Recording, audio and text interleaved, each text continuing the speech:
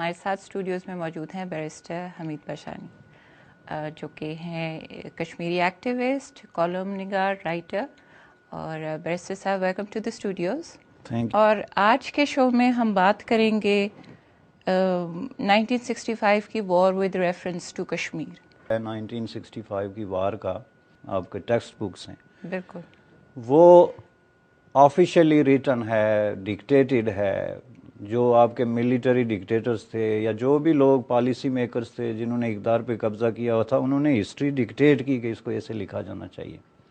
ظاہر ہے آپ چونکہ کشمیر میں رہائش پذیر تھے، آپ کا بچپن، آپ کا کافی ٹائم وہاں گزرا، آپ پولیٹیکل سین میں بھی بہت ایکٹیو رہے ہیں.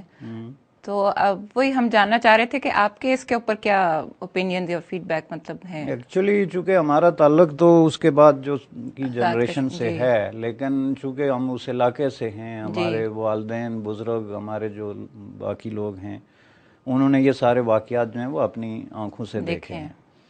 تو اس لیے یہ ضروری نہیں کہ ہم ہسٹری پڑھ کے ہی تو یہ چیزیں جو ہیں انہی پہ بلیو کر لیں. تو میں سمجھتا ہوں کہ اس کے پیچھے ایک بہت بڑا ایک فیکٹر جو ہے وہ انوالو تھا، جو پاکستان کی ملیٹری ڈکٹیٹرشپ کی اپنے تقاضے تھے، اپنی ضروریات تھی. اس میں اپنی طرف سے میرے پاس بہت بڑی ریسرچ ہے، ہمارے اپنے اسکالرز ہیں، دانشور ہیں، رائٹرز ہیں جنہوں نے اس پہ لکھا ہے، ریسرچ کی ہے، پورے پیپر سامنے لائے ہیں. لیکن میں ان سب کو ایک طرف رکھ دیتا ہوں. میں صرف آپ کو وہ پروف دیتا ہوں، وہ ایویڈنس دیتا ہوں جو خود سرکاری سطح پہ ان چیلنجیبل ہے، جس کی کوئی تردید نہیں کر سکتا کہ یہ غلط ہے. اس میں آپ سب سے پہلے جو ہے وہ خود ایوب خان کو لے لیں کہ فیلڈ مارشل ایوب خان جو تھے پریزیڈنٹ آف پاکستان، وہ چونکہ بنیادی آدمی تھے اس ساری وار میں، ظاہر ڈیسیجن میکر وہی تھے، ان کے ہاتھ میں سارا اقتدار تھا، مارشل لا تھا، ہر چیز تھی، تو ڈیسیجن میکر آخری اتھارٹی جو ہے وہی تھے. ان کی ڈائریز جو ہیں، ان کے اپنے بیٹے نے گوہر ایوب نے جو ہے ان کی ڈائریز سے اقتصابات جو ہیں اپنی یادداشتوں میں انہوں نے اپنی جو آٹو بایوگرافی پیش کی ہے اس میں انہوں نے پیش کیے ہیں. اور اس میں انہوں نے ایک بہت مزے کی بات یہ لکھی ہے کہ ایوب خان کو مس گائیڈ کیا گیا 1965 میں. اور یہ خود گوہر ایوب خان نے اپنی اس میں بھی لکھا کہ میں نے ایوب خان کی ڈائری سے جو ہے نا یہ انفارمیشن لی ہے. اچھا. کہ یہ رپورٹس تھی کہ جی آپ بس بندہ بھیجیں، اس کے بعد آگے کشمیری جانے اور ان کا کام جانے. تو ان کی بیسز وار کے سٹارٹ ہونے کی اسی پہ یہ میں رپورٹ تھی. اچھا. اب اس کا ثبوت میں آپ کو دیتا ہوں کہ کیا ہے کہ انہوں نے 400 کمانڈوز جو ٹرین کر کے تو کشمیر میں داخل کیے، اس میں سے ہر کمانڈو کے پاس 2 رائفلیں اور فالتو جو ہے بارود تھا. دوسری رائفل کا کام یہ تھا کہ آپ جو ہی کشمیر کے اندر ان ہوں گے، اس کے بعد آپ نے جا کے ایک کشمیری کو تلاش کرنا ہے جو ہندوستان کے خلاف لڑنے کے لیے تیار بیٹھا ہے. ایک رائفل آپ نے اس کو دینی ہے، فالتو بارود اس کو دینا، اور اس کو ساتھ لے کے، یعنی یہ ریکروٹ بھی کر رہے تھے ساتھ ساتھ. مسئلہ یہی تھا کہ ان کا کام تھا کمانڈوز کا کہ یہ جا کے انسرجنسی کو وہاں پہ جو ہے نا کریٹ کریں اور اس کو چلائیں. بالکل. وہ یہ سب سے بڑی جو امپارٹنٹ چیز ہے کہ اس کا جو ہے وہ انہوں نے 400 بندہ جو ہے اس میں داخل کیا. اچھا. اب اس پہ بھی بحثیں ہوتی ہیں کہ جی کیا، اب اس کی تردید کچھ لوگ کرتے ہیں کہ نہیں جی یہ پاکستانی فوج کے کمانڈوز تو نہیں تھے جی، یہ تو کشمیری مجاہدین تھے. وہی بات بالکل جیسے اب کارگل میں بھی آپ نے سنی. اس پہ میں آپ کو مطلب ہے اتنے پروف میں سمجھتا ہوں کہ اس کے پروف کی ضرورت ہی نہیں، چونکہ یہ اوپن سیکرٹ ہے. لیکن پھر بھی میں آپ کو کچھ حوالے، یہ خود گوہر ایوب خان کی جو ڈائری ہے اس کا میں نے آپ کو پہلے حوالہ دیا. اس کے بعد سب سے امپارٹنٹ ایک حوالہ ہے یو ایس اسٹیٹ ڈپارٹمنٹ کا، کہ یو ایس کے جو ڈاکومنٹ جو ہے یونائٹڈ اسٹیٹ آف امریکہ کے ڈی کلاسیفائی ہوئے ہیں 1965 کی وار کے حوالے سے. اس میں آپ جو ٹیلی گرامس دیکھ لیں جو ایمبیسی نے کراچی سے جو ہے وہ بھیجی ہیں واشنگٹن میں، اس کی کاپیز ہمارے پاس موجود ہیں، وہ انٹرنیٹ پہ بھی ہیں، اسٹیٹ ڈپارٹمنٹ سے بھی آپ جا کے نکلوا لیں. اس پہ واضح طور پہ لکھا ہوا ہے کہ یہ جو پاکستان آرمی کے ریگولر کمانڈوز تھے جو کشمیر کے اندر جو ہے وہ انٹر ہوئے، اور وہ اس لیے کہ اس کو جو ہے وہ ہوا دی جائے. اس کا ایک پہلو یہ ہے. تو مطلب ایگریسر تو پھر اس کے اگر جنرل سچویشن دیکھی جائے تو موسٹلی آپ کہیں گے کہ جی پاکستان تھا یا انڈیا تھا؟ دیکھیں جی، ہم بجائے اس ججمنٹل ہونے کے ہم آپ کو نیریشن دے کے ایک نیریٹو جو ہے سامنے لا رہے ہیں، ہسٹری کا ایک جو ان چیلنجیبل قسم کا کورس آف ایونٹس ہیں وہ ہم آپ کو سنا رہے ہیں. آگے کنکلوڈ لوگ خود کریں. ہمارا کام ہے فیکٹس جو ہے نہیں ان بالکل کو جی پیش کرنا. لیکن یہ رپورٹس کے حوالے سے میں ایک بات بڑی امپارٹنٹ جو کرنا چاہتا ہوں جی کہ از امیزنگ کہ آپ کی اتنی بڑی ملٹری مشینری جو ہے وہ اتنا بڑا ایک منصوبہ بناتی ہے، لوگوں کو ٹرین کرتی ہے، ان کو آرم کرتی ہے اور ان کو ایک دوسرے ملک کے اندر جو ہے وہ بھیجتی ہے. جی اور اس کے پیچھے رپورٹ کس کی ہے جی؟ آزاد کشمیر کے کچھ لیڈر کہ نہرو نے آخر میں یہ طے کیا کہ مسئلہ کشمیر کو حل ہونا چاہیے. بالکل بہت بعد میں، لیٹ ہی صحیح، لیکن انہوں نے کہا کہ اس پہ کوئی اٹیمپٹ ہونی چاہیے. انہوں نے شیخ عبداللہ کو جو ہے وہ بھیجا، وہ تو ایک الگ بات ہے. جی لیکن میں کہنا یہ چاہتا تھا کہ جن لوگوں نے ان کو انفارمیشن دی کہ آپ وہاں پہ ایگریشن کریں، وہ کشمیر کی فنڈامنٹلسٹ رائٹسٹ فورسز تھی، پرو وار فورسز تھی، جن کو اب وار موگرز کہتے ہیں، جو ہمیشہ اس طرح کی جو ہے نا وہ ڈھونڈتے رہتے ہیں مختلف ریزنز جس کی وجہ سے آپ جنگ باز قوتیں اور اس طرح کا جنون کا ماحول جو ہے وہ پیدا کیا جائے.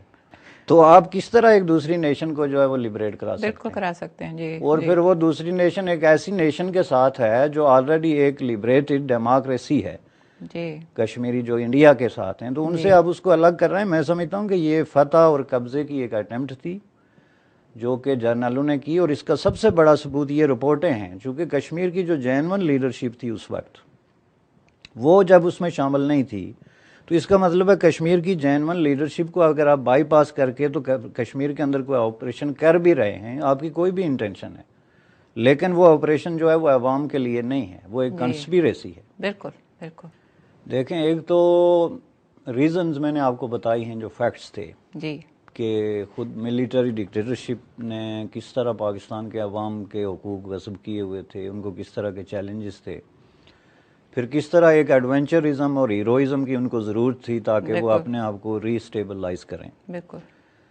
اور پھر آپ کو میں یہ بتا رہا تھا کہ کشمیر میں لبریشن کا جو کانسیپٹ ہے وہ تبھی بنتا ہے کہ عوام کو آپ انوالو کریں. جی یہ جو ان کا آپریشن تھا، اس میں آپریشن جبرالٹر جو ہے جہاں سے ساری کہانی شروع ہوتی ہے کہ جو 400 بندہ انہوں نے آپریشن جبرالٹر کے نام سے ان کیا کشمیر میں، ان کا کام تھا کہ وہ کشمیریوں کو اٹھائیں، اس کے بعد وہ سری نگر جا کے ریڈیو پہ قبضہ کریں اور وہاں پہ اناؤنس کریں ریولیوشنری کونسل ٹائپ چیز.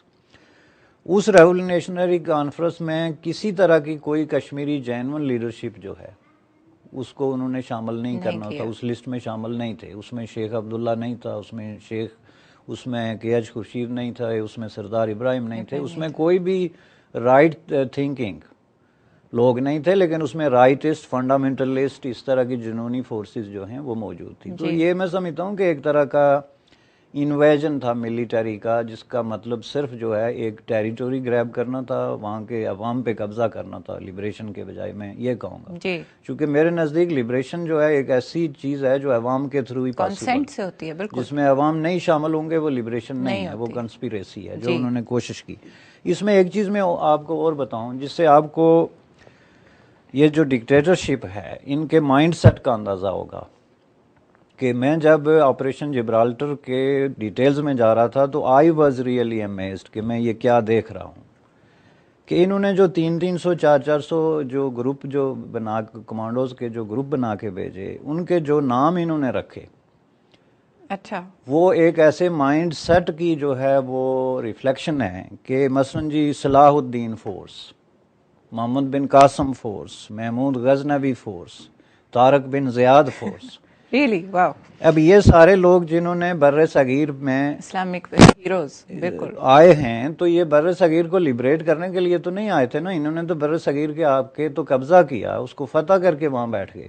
جی تو وہی مینٹالٹی یہ لے کے انہوں نے سب کنٹیننٹ کی اسی کنٹینیوٹی کو کہ جی یہ ہمارے ہیرو ہیں جو جا کے کشمیر کو فتح کریں گے. اس میں کشمیریوں کا کوئی مسئلہ نہیں تھا، یہ ان کی اپنی جو ہسٹوریکل جو فتوحات ہیں، ایگریشن ہے country to country, state to state, اور جو سوسائٹی ٹو سوسائٹی، اس کا ایک انہوں نے آگے جو ہے وہ لے کے جانا تھا.